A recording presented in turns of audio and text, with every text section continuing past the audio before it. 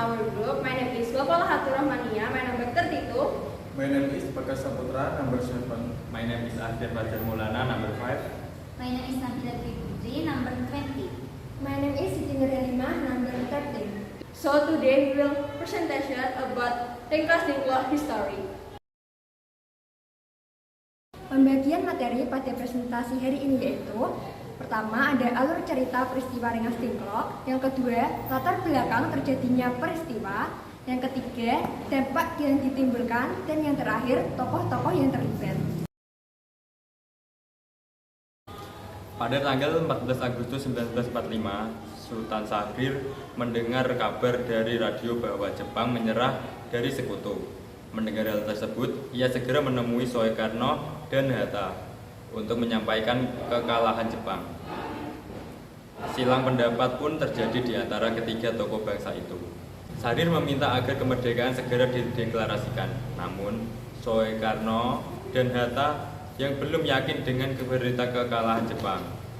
Keduanya justru memilih menunggu kepastian sembari menanti janji kemerdekaan dari Dai Nippon. Pada tanggal 15 Agustus, golongan muda mengadakan rapat di Pegangsaan Timur, Jakarta, terkait kapan pengumuman proklamasi kemerdekaan Indonesia. Rapat yang dipimpin oleh Khairul Saleh ini kemudian menyepakati bahwa kemerdekaan Indonesia adalah keputusan dari rakyat Indonesia, bukan Jepang. Hasil kesepakatan itu membuat golongan muda mengutus Wikana dan Darwis untuk menemui Soekarno dan Hatta. Mereka menuntut agar proklamasi kemerdekaan dilakukan pada tanggal 16 Agustus 1945. Jika Soekarno Hatta menolak, maka akan terjadi sebuah pergolakan besar.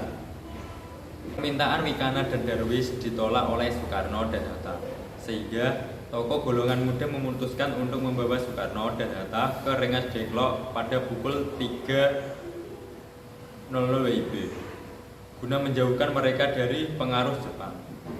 Ahmad Subardjo akhirnya diutus ke Rengas Dengklok. Peran Ahmad Subardjo dalam peristiwa Rengas Dengklok sangatlah penting. Ia bisa dibilang merupakan penengah dalam selisih pendapat golongan muda dan tua. Akhirnya pada 17 Agustus 1945, Soekarno-Hatta, Ahmad Subardjo, dan golongan muda kembali ke Jakarta untuk menyusun teks proklamasi.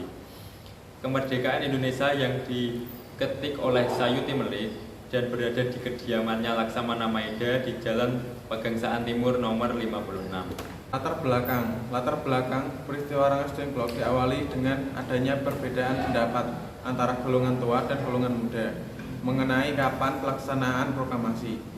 Peristiwa ini merupakan puncak perbedaan pendapat golongan tua dan golongan muda. Dampak peristiwa Rengas Dengklok: yang pertama, untuk mempercepat terselenggaranya proklamasi kemerdekaan Indonesia. Yang kedua, Indonesia akhirnya mendapatkan kemerdekaan yang benar-benar diperjuangkan selama ratusan tahun dengan usaha dan darah rakyat sendiri, dan bukan atas hadiah dari Jepang sebagaimana yang direncanakan sebelumnya. Yang ketiga, tercapainya kata sepakat antara kaum tua dan muda untuk melahirkan persatuan yang kokoh antara kedua belah pihak, sehingga kerjasama dapat lebih ditekankan dengan erat untuk kepentingan perjuangan kemerdekaan. Tokoh-tokoh yang terlibat dalam Rengas Dengklok. Dalam golongan tua, yang pertama Insinyur Soekarno, yang kedua Muhammad Hatta, yang ketiga Ahmad Subardjo. Golongan muda, yang pertama Wikana, yang kedua D.N. Aidit, yang ketiga Khairul Saleh, yang keempat Soekarmi. Alasan Rumah Laksana Maeda dipilih sebagai tempat perumusan teks proklamasi karena Laksana Maeda adalah perwira angkatan laut Jepang yang memiliki kedekatan dengan Ahmad Subardjo, sehingga rumah beliau dinilai aman dari gangguan tentara Jepang untuk merumuskan teks proklamasi. Mengapa Soekarno menolak usulan golongan muda terkait percepatan proklamasi? Jadi alasannya yaitu karena golongan tua berpendapat pelaksanaan proklamasi bekerja sama dengan pemerintahan Jepang untuk menghindari pertumpahan darah.